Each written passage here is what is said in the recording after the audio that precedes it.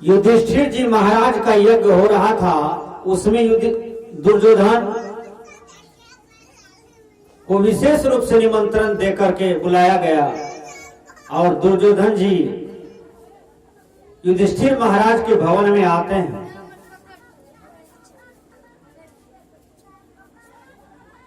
Main जगह जहां पर पांचों पांडव थे, भगवान कृष्ण थे और अतिथि सब भी थे, वहां दुर्योधन को प्रवेश करना था। उसके लिए दो रास्ता था, एक रास्ता सूखा था, एक गीला था। जहां गीला था वहां सूखा बुझा रहा था और जहां सूखा था वहां गीला बुझा रहा था। दुर्योधन भरम में पड़ गया, सोचा हमको सूखा देके जाना है। जैसे सूखा देकर के प्रवेश किया तो वहां तो पानी पानी था, गिर जाता है पानी में। और द्रौपदी यह दृश्य को देख लेती है तो द्रौपदी कहती है आखिर अंधा का बेटा अंधा। दुर्योधन को यह शब्द का चोट लगा और दुर्योधन सोचा कि बदला हम जरूर लेंगे मौका पा करके। बदले की भावना होते होते बहुत बड़ा विवाद छिड़ गया और एक दिन महाभारत हो गया। सदगुरु कबीर साहब जी भजन के माध्यम से कहते हैं कटुक वचन मत बोल रहे। एक भीख मांगने वाली भीख मंगनी आती है और वो कहती है माँ जी थोड़ा भिक्षा दो, माँ जी थोड़ा सा भिक्षा दो। तो उसका मुलायम शब्द सुन करके, मीठा शब्द सुन करके आप भिक्षा दे देते हैं। क्या आप उसकी माँ है? नहीं है। लेकिन माँ जी कहती है, शब्द बढ़िया बोलती है, तो देखिए आप भिक्षा भी दे देते हैं। वही भीख मांगने वाला यदि कह दे मेरे बाप का बहू, मेरे बाप का बहू है, मुझे भिक्षा दो, तो भीख मिलेगा? नहीं मिलेगा। इसलिए कटुक वचन नहीं बोलना चाहिए। जब भी बोलना चाहिए तो मीठी बात बोलनी चाहिए और कल्याणकारी बात बोलना चाहिए, सत्य बोलना चाहिए, प्रिय बोलना चाहिए, हितकर बोलना चाहिए। जो वाणी बोल करके हमारा जीवन सुधर जाए वह वाणी को प्रयोग करना चाहिए और दूसरों का भी जीवन सुधर जाए वह वाणी का प्रयोग करना चाहिए। सदगुरु कबीर कहते हैं कटुक वचन मत बोल रे। अभी देखिए भाई भाई में झगड़ा हो जाता है कटुक वचन के चलते, पिता पुत्र में झगड़ा हो जाता है कटुक वचन के चलते, गुरु शिष्य में झगड़ा हो जाता है कटुक वचन के चलते, माँ बेटी में झगड़ा रगड़ा हो जाता है कटुक वचन के चलते, सास बहू में झगड़ा हो जाता है कटुक वचन के चलते, पड़ोसी पड़ोसी में झगड़ा हो जाता है कटुक वचन के चलते। गुरुवर कबीर कहते हैं कि अपने जीवन में संयम को लाओ, अपने वाणी पर संयम को लाओ। शब्द को ही सोच संभल करके बोला जाता है।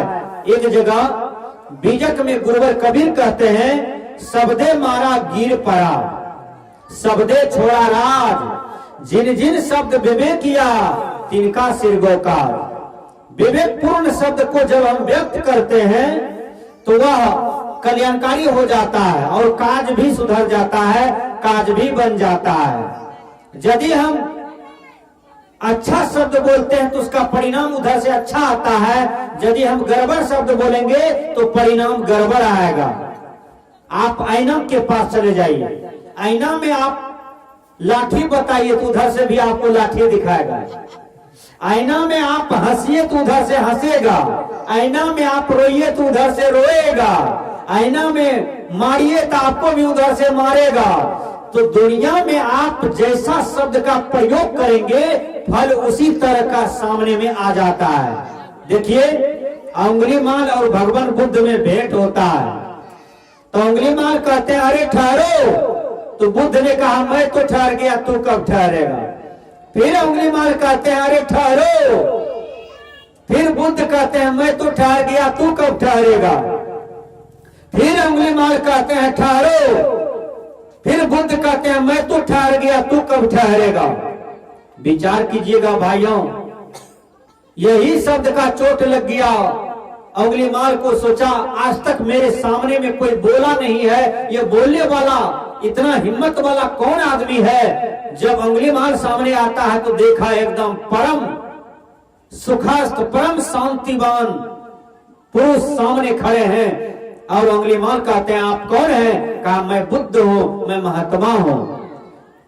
कहा आप महात्मा हैं, आपको डर नहीं लगता है? आपको मार देंगे अभी हम। कहा हमको कोई डर नहीं है, मारो। मारने का प्रयास किया लेकिन बुद्ध का सूरत देख करके उसका हथियार गिर गया और कहता है कि हे भगवान, आप जो बोले मैं तो ठहर गया, तू कब ठहरेगा? कहा मैं तो अपने स्वरूप में रमन कर गया, अपने स्वरूप को पहचान लिया और स्वरूप में लीन हो गया, इसी को कहते हैं मैं तो ठहर गया। लेकिन तू कब ठहरेगा? तू तो माया में भटक करके, माया को अपना मान करके, ये झूठा रिश्ता नाता को मान करके, तो अपनापन मान करके और तू पाप कर रहा है। पत्नी के लिए, बेटा के लिए, बेटी के लिए, घर के लिए तू पाप कमा रहा है। और ये धन दौलत जो किसी का लूटता है, किसी को छीनता है, किसी को हत्या करता है, अरे पापी तू कब ठहरेगा? तू गुरु के ज्ञान में कब आएगा? तू आत्मज्ञान में कब आएगा? तू मानवीय ज्ञान में कब आएगा? बुद्ध ने इतना बड़ा ठोकर मारा कि अंगुलीमाल का जीवन सुधर जाता है। बुद्ध कहते हैं अरे पापी, तू जो पाप कर रहा है किसके लिए? कहा पूरे परिवार के लिए। कहा भोगना पड़ेगा अकेले तुमको। तब बुद्ध ने कहा नहीं नहीं महात्मा, आप गलत बोलते हैं, मेरे पास पत्नी है, हमको माँ बाप है, ये सब मिल करके भोगेंगे। कहा नहीं कोई भोगेगा, जाके पूछ लो। जब पूछने गया तो सब कपार डोला दिया। कहा नहीं नहीं बेटा, तुमको जन्म दिए हैं, पाले पोसे हैं बुढ़ापा के दिन के लिए, पाप का भागी नहीं हो सकते हैं। माँ बाप दोनों जवाब दे दिया, पत्नी भी जवाब दे देती है। कहा आप हमारा हाथ पकड़ करके लाए हैं हनुमान नगर, माथा में सिंदूर दिए हैं, आप मेरा पति है, जीवन साथी है, आपको जहां से मेंटेनेंस करना हो आप करें, लेकिन पाप का भागी हम नहीं हो सकते हैं। देखिए पाप का भागी कोई नहीं होगा। अभी कोई मनुष्य किसी का हत्या कर देता है तो याद रखना, आज आप किसी मनुष्य का हत्या किए हैं, आपका भी एक दिन हत्या करेगा, है? बदला कहीं नहीं जाता है। आप किसी बकरी को काट के खा लीजिए, मछली काट के खा लीजिए, मुर्गा कबूतर काट के खा लीजिए, आपको भी उसी योनि में जाना होगा और आपको बदला देना होगा। क्योंकि कर्म प्रधान विश्व रची राखा, जो जस करही सो तस फल चाखा। आप अपना खेत में गेहूं लगाते हैं तो गेहूं में मिलता है, आप अपना खेत में धान लगाते हैं तो धाने में मिलता है, आप अपना जमीन में कटहल लगाते हैं तो कटहरे में मिलता है। यही तो कर्मफल है। इसलिए मैं भजन में कह रहा था कि कटुक वचन मत बोल रे, कटुक वचन ने बोलना चाहिए, बढ़िया वाणी का प्रयोग करना चाहिए। हमारे मायदा लोग ठोर में पेंट कर लेती है, यानी लिपस्टिक लगाती है और ठोर दोनों लाल हो जाता है। कबाड़ी चौकी का भी पेंट फेल हो जाता है तो दोनों ठोर लाल हो गया।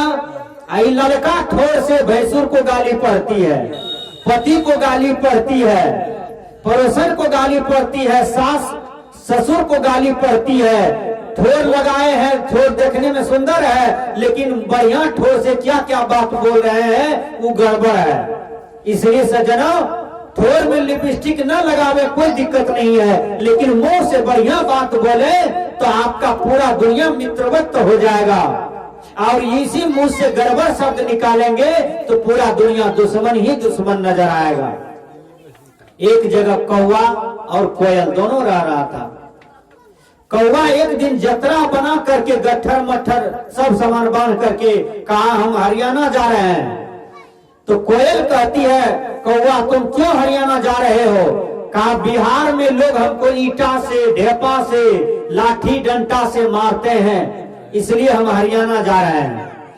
तो कोयल कहती है कौवा एक बात तुमको बोलूं? कहा क्या? कहा तुम हरियाणा भी जाओगे तो वहां भी तुमको ईटा का मार लगेगा, गिट्टी फट्टी का मार लगेगा। कहा क्यों? कहा तुम कौवा न हो, तुम्हारा भाषा बड़ी खराब है, कर कर जो बोलते हो किसी को बढ़िया नहीं लगता है। तो यदि मधुर भाषी हो जाओगे, मीठा बोलोगे तो तुम्हारा मित्र हरियाणा में भी होगा, पंजाब में भी होगा, दिल्ली में भी होगा, रूस, ब्रिटेन, अमेरिका में भी हो जाएगा और बिहार में भी तुम्हारा मित्र हो जाएगा, लेकिन तुम मधुरभाषी हो जा। इसलिए हर आदमी को प्रिय बोलना चाहिए।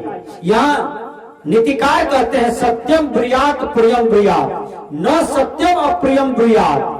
प्रिय बोलो, सत्य बोलो, हितकर बोलो, और यदि सत्य अप्रिय हो तो न बोलो। एक जगह गुरुवर कबीर कहते हैं मधुर वचन है औषधि, कटुक वचन है तीर। है कटुक वचन जैसे तीर मारता है किसी को तो उतना दर्द होता है, उससे ज्यादा दर्द कटुक वचन बोलने में व्यक्ति को दर्द होता है और उसका रिजल्ट खराब होता है। इसलिए हर आदमी को बोली है अंदर में, और बोली एक जेवर है, बोली एक गहना है। जो इस गहना को बढ़िया से पहन करके प्रयोग करता है उसके जीवन में सुख ही सुख होता है। इसलिए कबीर साहब ने कहा घूंघट का पट खोल रे तो को पीव मिलेंगे, घट घट रमता राम रमैया, कटुक वचन मत बोल रे तो को पीव मिलेंगे। गुरुवर कबीर कहते हैं